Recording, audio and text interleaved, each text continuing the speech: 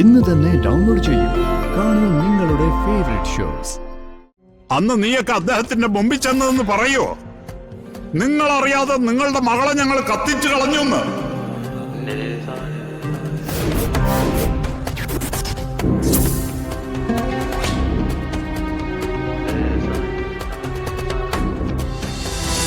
നിങ്ങൾ എന്താ പറഞ്ഞത്?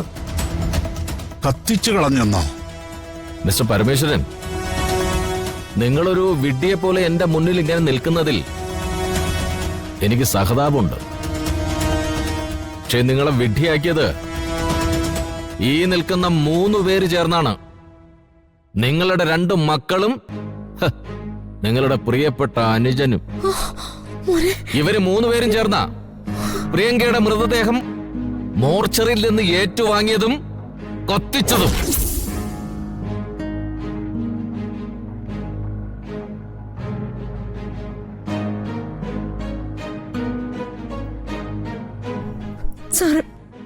സാർ എന്തൊക്കെ ഈ പറയുന്നേ? വെറുതെ കള്ളക്കഥ പറയല്ലേ.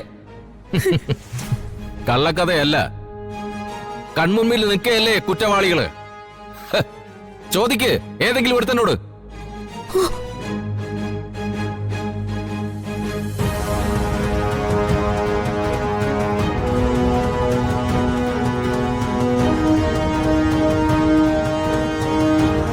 സിറ്റിക്ക് പുറത്ത് ഒരു ഒഴിഞ്ഞ മുറിയിൽ ഒരു പെൺകുട്ടിയുടെ മൃതശരീരം കത്തിക്കരിഞ്ഞു കിടക്കുന്നത് കണ്ടപ്പോ സംശയം തീർക്കാനാ ഞാൻ ഇവരെ വിളിച്ചു വരുത്തിയത്. ഇവരെ മാത്രമല്ല, ആ പെൺകുട്ടിയുടെ ചേച്ചി രാധികയും. ശവശരീരം മാത്രമല്ല, അതിന് തൊട്ടടുത്ത് കിടന്ന വസ്ത്രങ്ങളും കണ്ടു. അത് പ്രിയങ്ക തന്നെയാണെന്ന് ഉറപ്പിച്ച് രജിസ്റ്റേർഡിൽ ഒപ്പുവിട്ടു. എന്തൊക്കെയാ മോനെ കേൾക്കുന്നെ? അത് കൈപ്പറ്റിയതേ ഈ നിൽക്കുന്ന 3 പേരും രാധിക എന്ന ഇവരുടെ കൂട്ടാളിയുമാണ്.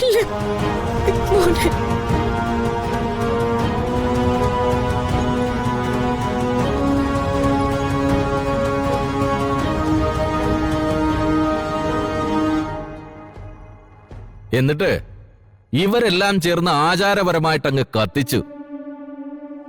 അത് ഒരു കരുതിക്കുട്ടിയുള്ള കൊലപാതകമായിരുന്നു. അമ്മേ,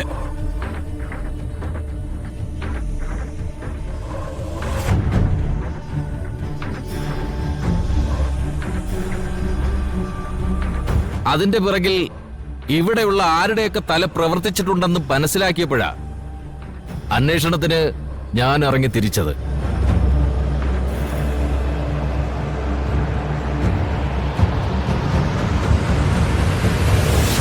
എന്താ മിസ്റ്റർ പരമേശ്വരൻ,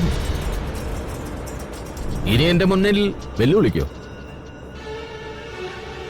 പ്രിയങ്കയെ ജീവനോടെ എന്റെ മുന്നിൽ കൊണ്ടുവന്ന് നിങ്ങൾ നിർത്തോ?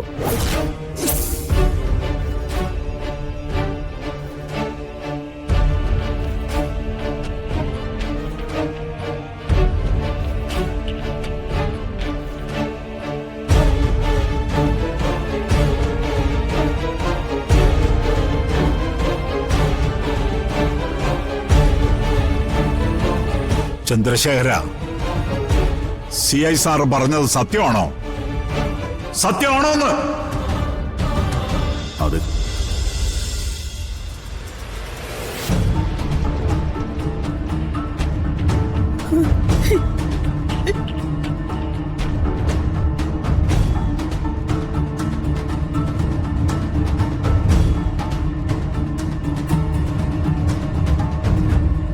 കുടുംബത്തിലെ മൂത്തവനായ നീയ് ഈ കാര്യമെല്ലാം ചെയ്തു കൂട്ടിയിട്ട് ഒന്നും അറിയാത്തവനെ പോലെ എന്റെ അമ്മയുടെ മുമ്പിൽ വന്ന് നിന്നു അല്ലേ?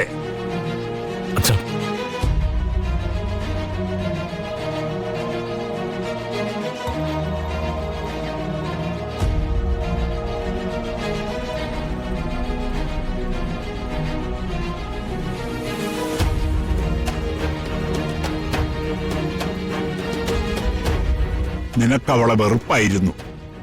നിന്നോടൊപ്പം ജീവിപ്പിക്കില്ല എന്ന് തീരുമാനിച്ചിരുന്നു.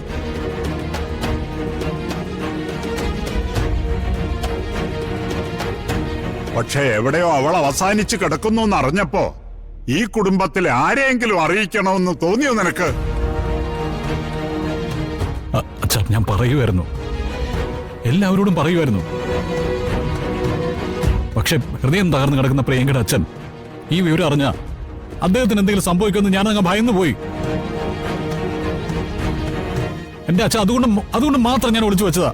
ഒളിച്ചു വെച്ചിട്ട് എത്ര കാലം ഒളിപ്പിച്ചു വെക്കാൻ പറ്റും?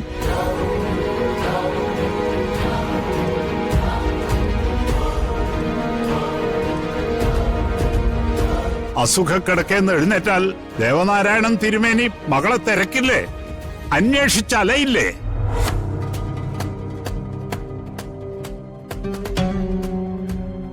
അന്ന് നീയൊക്കെ അദ്ദേഹത്തിന്റെ മുമ്പിൽ ചെന്നതെന്ന് പറയോ? നിങ്ങളറിയാതെ നിങ്ങളുടെ മകളെ ഞങ്ങൾ കത്തിച്ചു കളഞ്ഞു എന്ന്.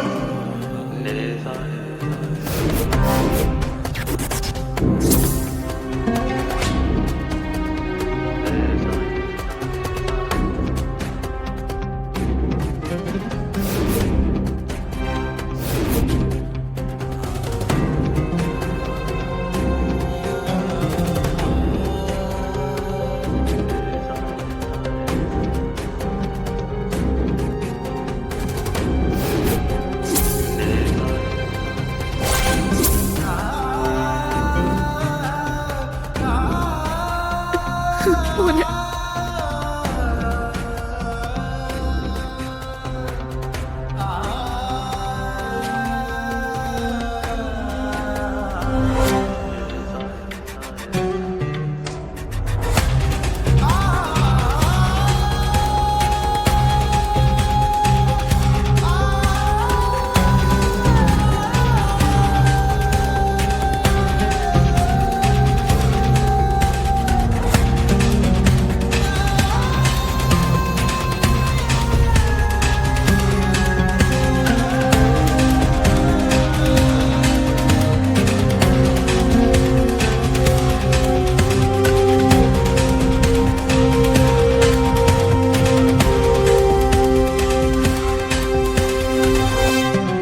സാറേ, ഞാൻ എന്റെ മോളെ ഒന്ന് കാണാൻ വന്നതാ. സാർ അവളെ ഒന്ന് വിളിക്ക്.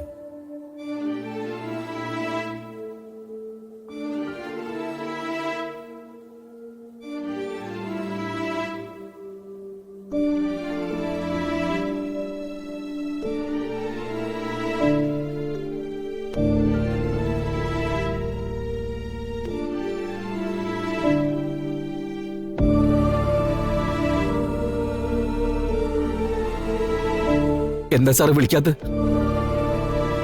എന്താ എന്റെ മോളെ വിളിക്കാത്തതെന്ന്? അമ്മേ,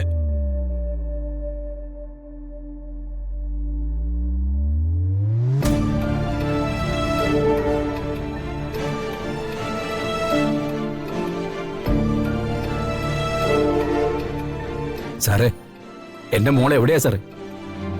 സാറ് എന്റെ മോളെ അന്വേഷിക്കാൻ വന്നതാണോ? അവൾ എവിടെ പോയതാ സാറേ? ദേവേട്ടാ,